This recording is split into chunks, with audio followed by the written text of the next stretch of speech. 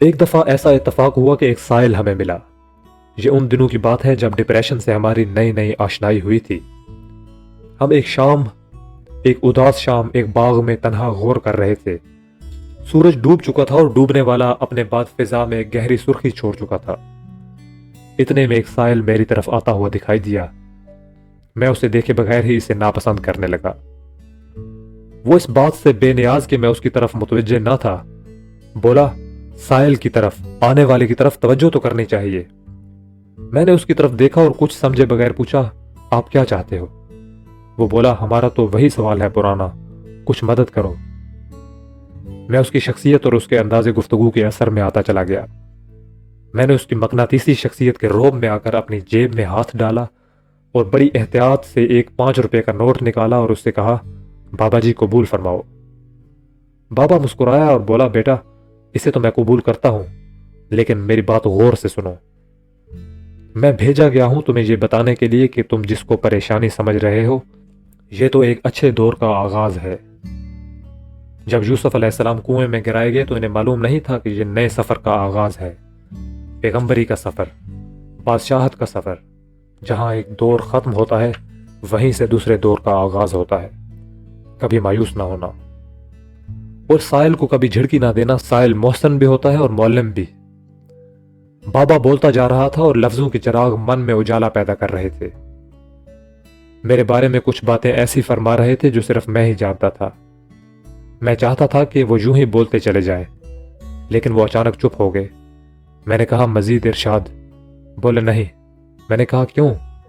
بولے، جس طرح تیری جیب میں پڑے ہوئے 200 روپے میں سے میرے لیے صرف 5 روپے تھے، اسی طرح میرے علم میں سے تمہارا اتنا ہی حصہ تھا۔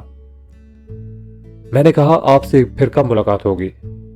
بولے، ہوگی، ضرور ہوگی۔ ہاں تم اپنا پتہ تو بتاؤ، ہم تو سیلانی لوگ ہیں۔ بابے نے جیب سے ایک سنہری رنگ والا پوسٹ کارڈ سائز کا کارڈ نکالا۔ میں نے اپنا پتہ لکھ دیا، دستخط کر دیے۔ روشنی ختم ہو چکی تھی۔ بابے نے کہا، اچھا بیٹا میرے پیچھے نہ آنا، میں جا رہا ہوں۔ بابا ایک طرف کو ہو لیا لیکن میں اس کے پیچھے چل پڑا، مگر کہاں تک؟ بابا غائب ہو چکا تھا، ڈپریشن ختم ہو چکا تھا، نئے عنوان ظاہر ہو رہے تھے۔ بابا فقیر سرشار کر گیا۔